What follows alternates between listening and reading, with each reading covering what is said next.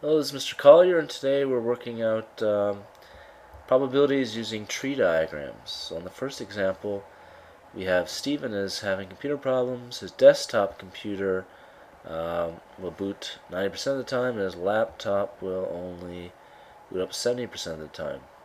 So in this example here, we're going to complete the tree diagram. The 0.9 here represents the 90%. So this is 90% of the time it will boot up. 90%, or sorry, that means 10% of the time it will not boot up. So this should be 0.1 to represent 10%, and let's put in N for not boot up. Alright, and the laptop computer will boot up 70% of the time, so that's 0.7, and will not boot up 30% of the time, so that's 0.3. And the same thing in this other branch here, laptop computer will boot up 7%, 70% of the time, and will not boot up 30% of the time. So that's will boot up, will not boot up, will boot up, and will not boot up. So we've completed the tree diagram. Next we're going to use the tree diagram to find out the probability that both will boot up.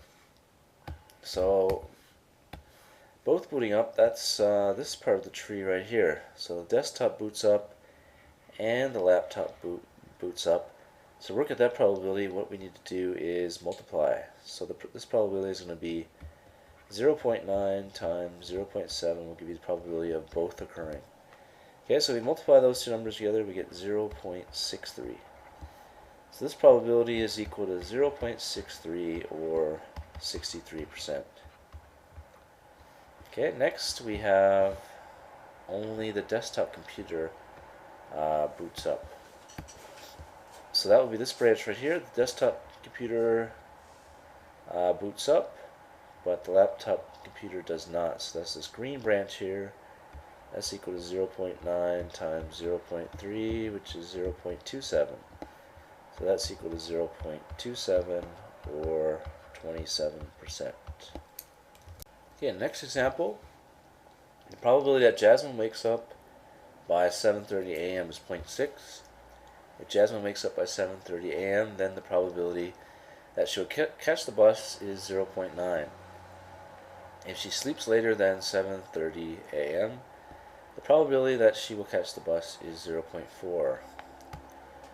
So we have two possibilities for Jasmine. She wakes up by 7:30, or she doesn't, and she catches the bus, or she doesn't. So we'll take the first branch to be that she wakes up by 7:30. So that probability is 0.6. Alright.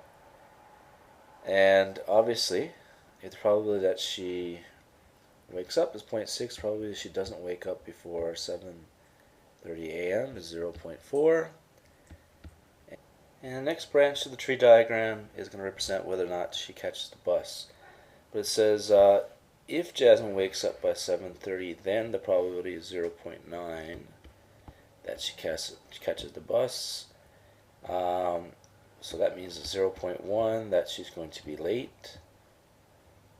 If she sleeps later than 7:30 a.m., that's this part here, then the probability she'll catch the bus is 0.4. So then obviously the probability she does not catch the bus is 0.6. Okay, so these branches are not equal. Alright, so now we have to find in part B here probability that Jasmine wakes up before 7:30 and catches the bus. So wake up before 7:30, that's this branch, and catches the bus, that's this branch up here. So that's these two things. So that probability is 0.6 times 0.9, which equals 0.63. Okay, so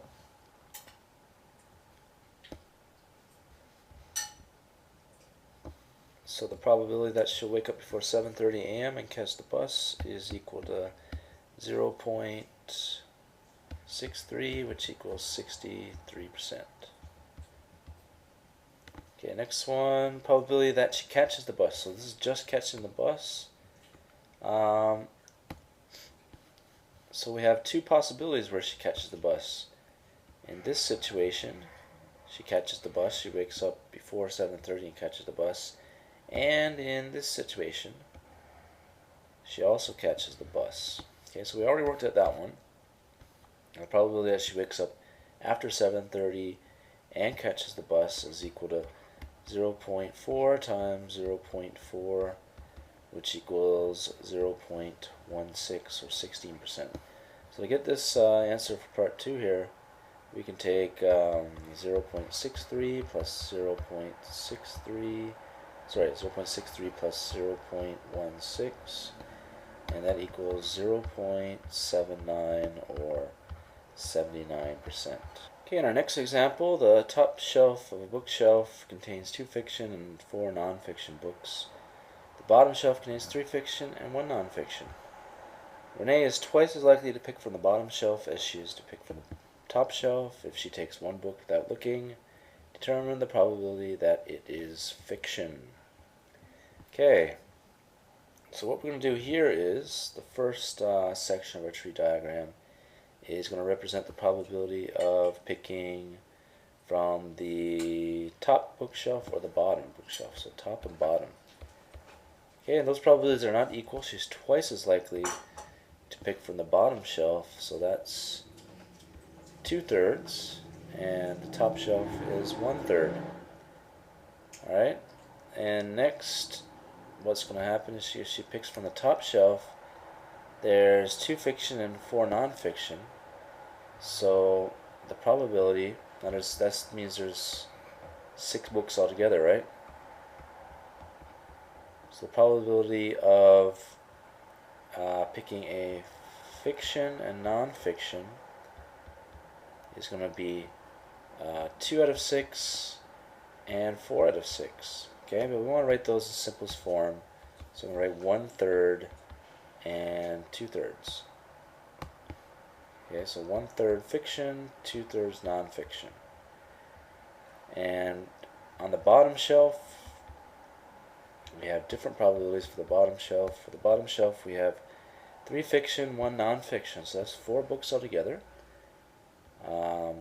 We have 3 fiction, so that's 3/4 fiction, 1/4 non-fiction.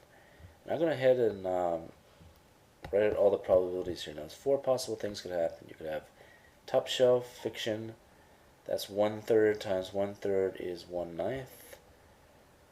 We have top shelf non-fiction, that's 1/3 times 2/3 is 2/9.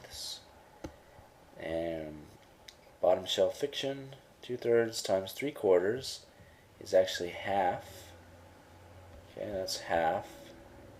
And bottom shelf non-fiction is 2/3 times 1/4 is 2 out of 12, which is 1/6.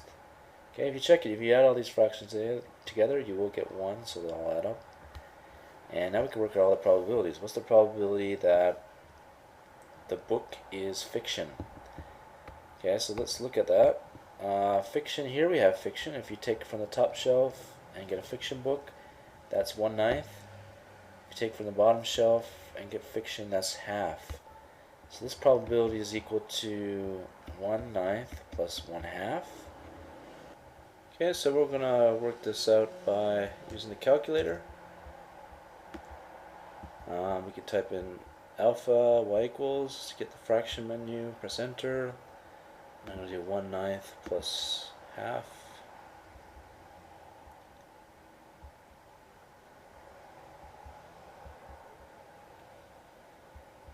So 1/9 plus 1 out of 2, and enter, we get 11 out of 18. If you want a fraction, you can press math, or if you want a decimal, you press math, go to decimal and press enter.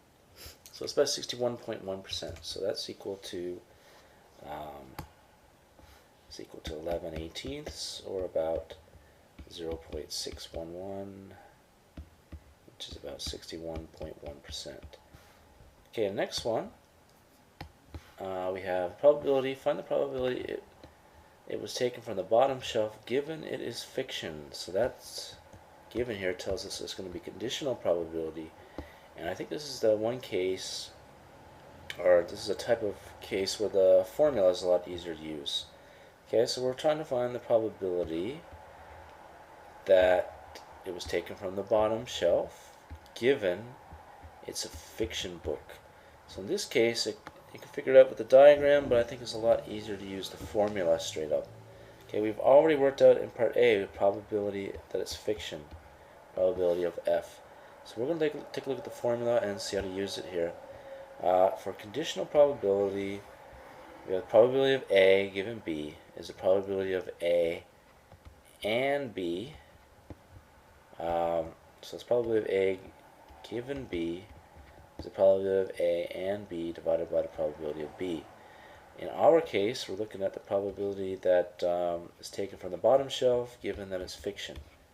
So that's going to be the probability of bottom shelf and fiction divided by, not probability of B, because that's the second thing in our formula. The second thing in our formula here is going to be F, so that's going to be the probability of F.